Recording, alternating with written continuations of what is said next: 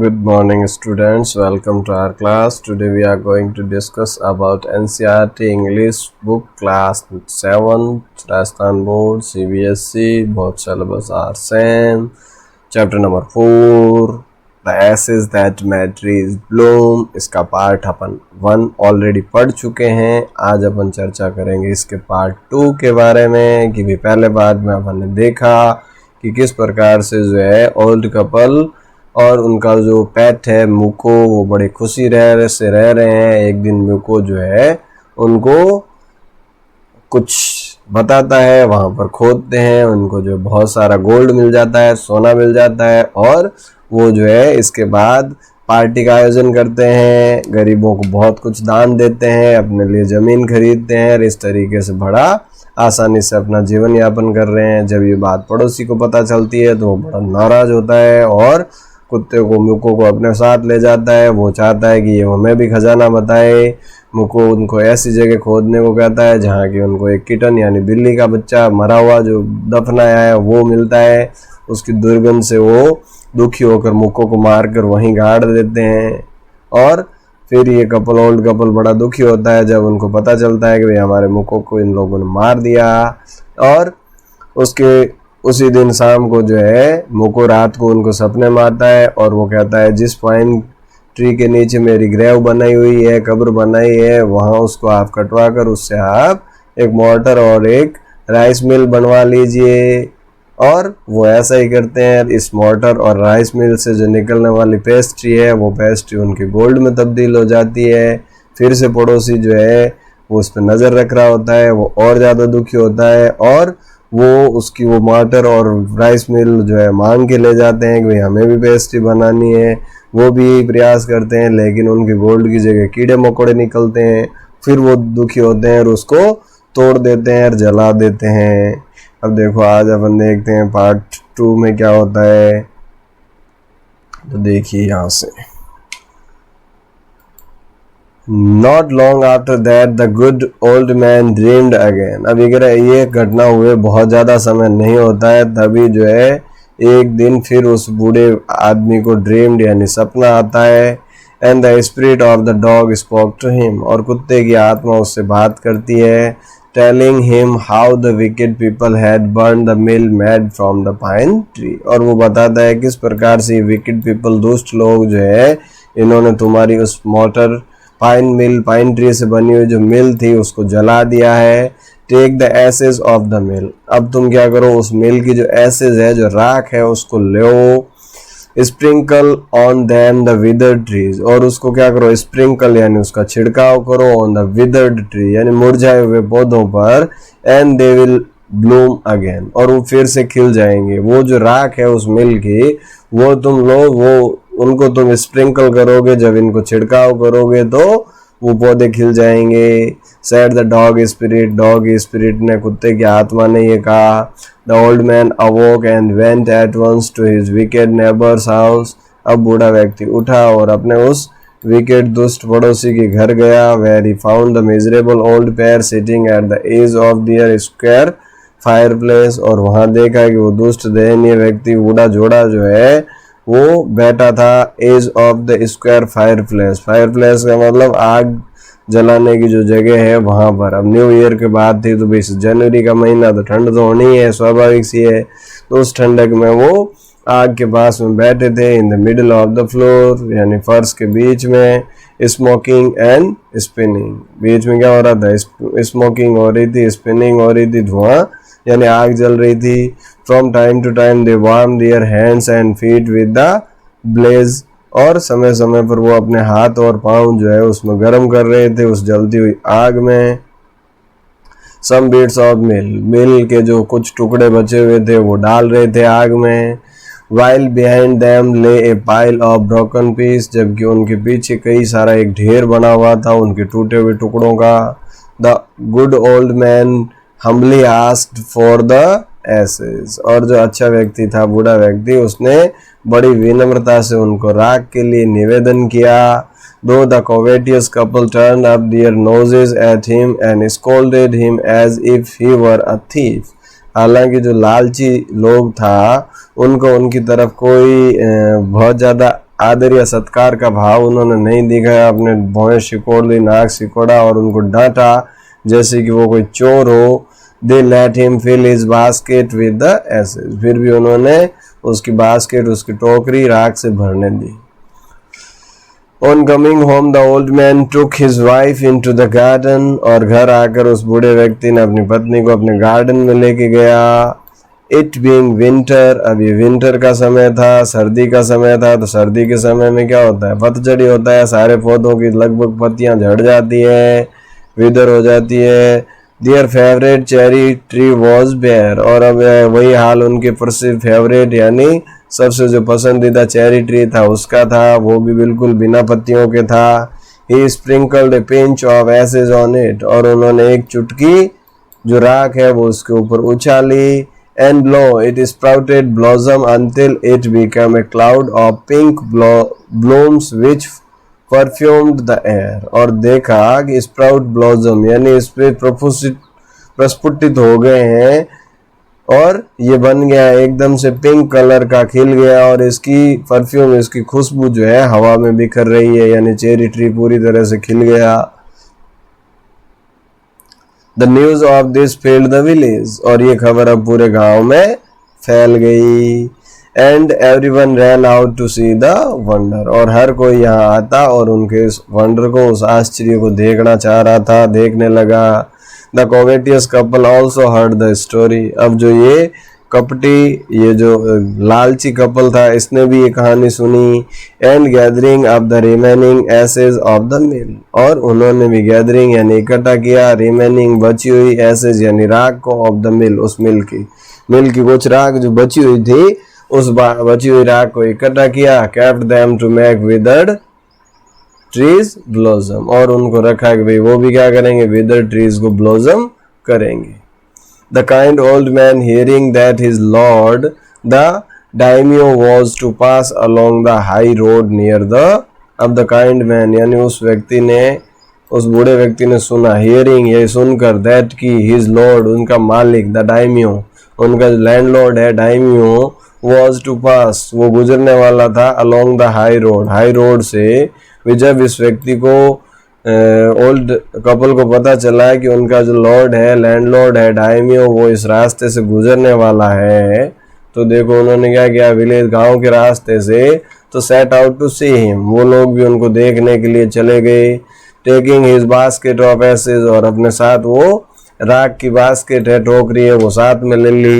As the train approached, और जैसे ही ट्रेन आके रुकी, he climbed up into an old withered cherry tree that stood by the wayside, तो उसने क्या किया, वो चढ़ गया उस मुरझाए हुए चेरी ट्री के ऊपर जो कि उनके रास्ते में ही था, साइड में।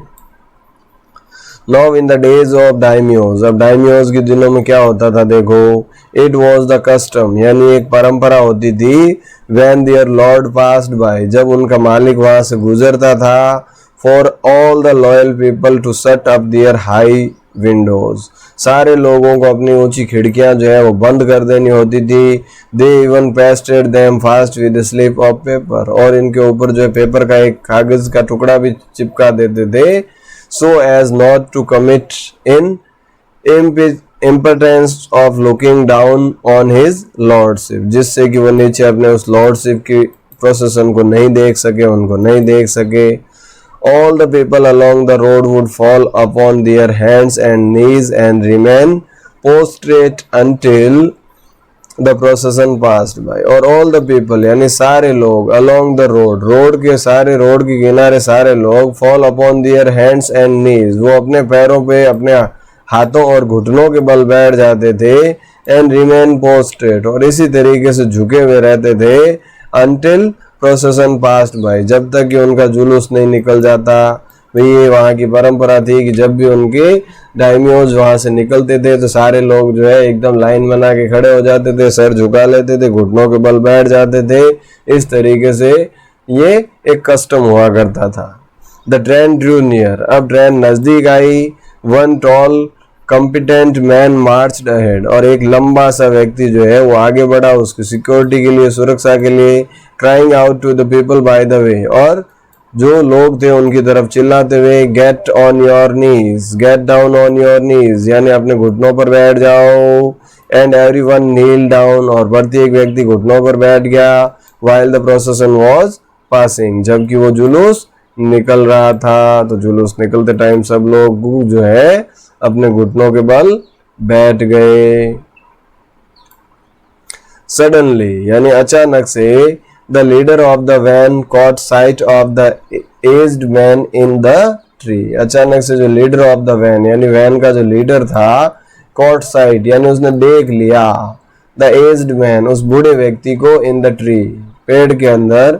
ही was about to call out to him in an angry tone, और वो उसको बड़े ही गुस्से से पुकारने ही वाला था। But seeing he was such an old fellow, लेकिन जब उसने देखा कि ये एक बहुत ही बूढ़ा व्यक्ति था, he pretended not to notice him and passed him, और तब उसने ये बहाना किया जैसे कि उसने उसको देखा ही नहीं, और वो वहां से गुजर गया उसके पास से।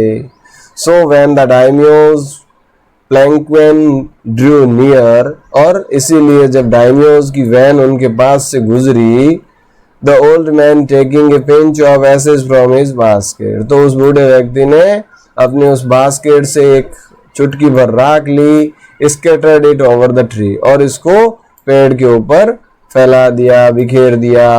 इन a moment it burst into blossom, और एक ही क्षण में उसी क्षण वो ब्लॉसम हो गया, खिल गया। चेरी ट्री जो है वो फूलों से खिल गया।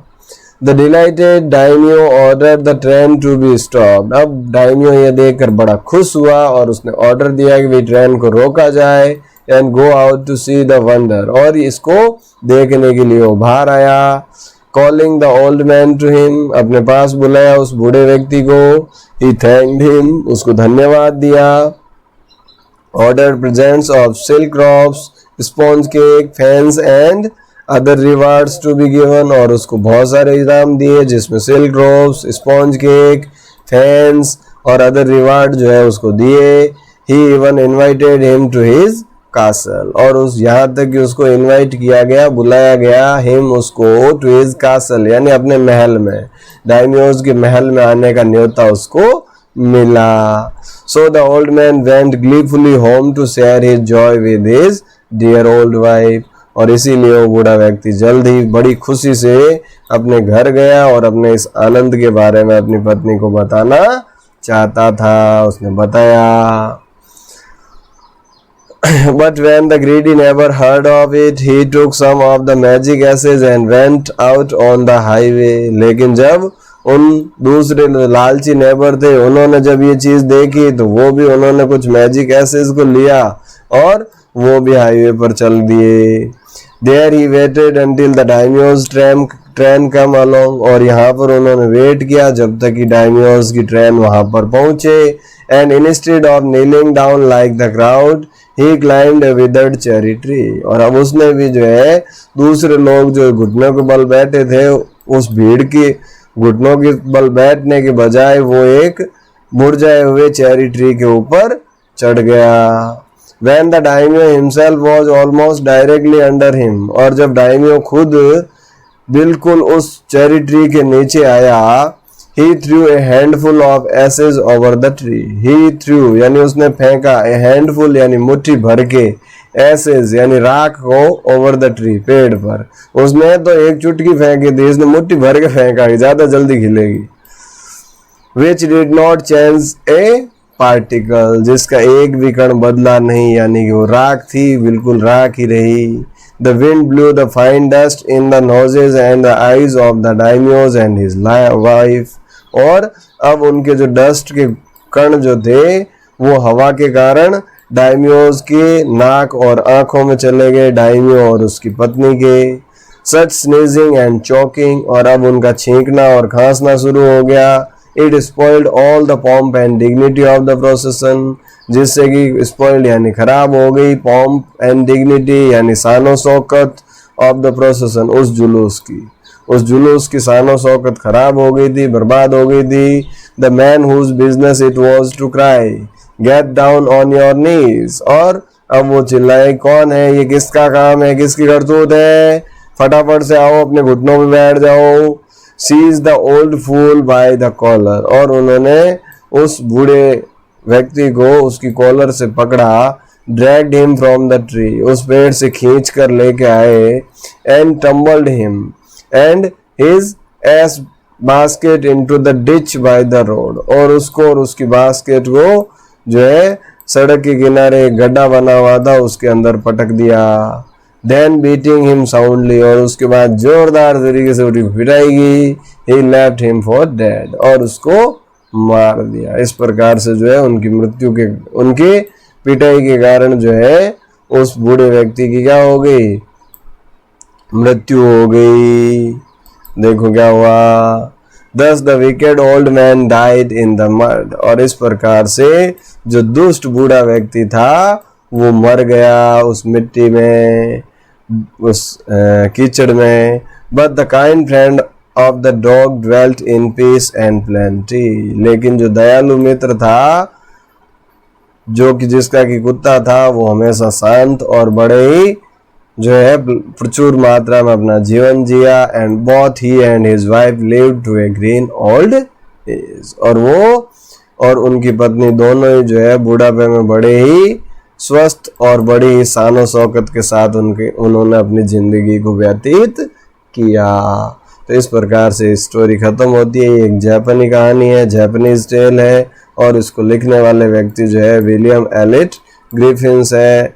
और इनके लिखने का उद्देश्य जो है वो ये है कि किस प्रकार से अच्छाई बुराई के ऊपर हमेशा विजय होती है, और किस प्रकार से हमें भी जीव मात्र पर, मानव नहीं जीव मात्र, यहाँ तो जो भी लिविंग थिंग्स बताइए उन सब के प्रति हमें दया का भाव रखना चाहिए। किसी के प्रति हमें क्रूअल नहीं होना चाहिए, चाहे वो ह्यूमन है, चाहे वो बर्ड है या एनिमल है। इस तरह की ये सीख हमें देती है कि अगर हम अच्छा काम करेंगे, अच्छी नियति रखेंगे और मेहनत करेंगे तो निश्चित रूप से हमारे साथ जो भी घटना घटित होगी वो अच्छी होगी, उसका फल भी अच्छा मिलेगा और हम शांति और सुकून से अपनी लाइफ को जी सकेंगे। तो आई होप ये स्टोरी आपको अच्छे से समझ आई होगी। इसी के साथ आज के सेशन को यहीं समाप्त करते हैं। Thank you. जय हिंद, जय भारत।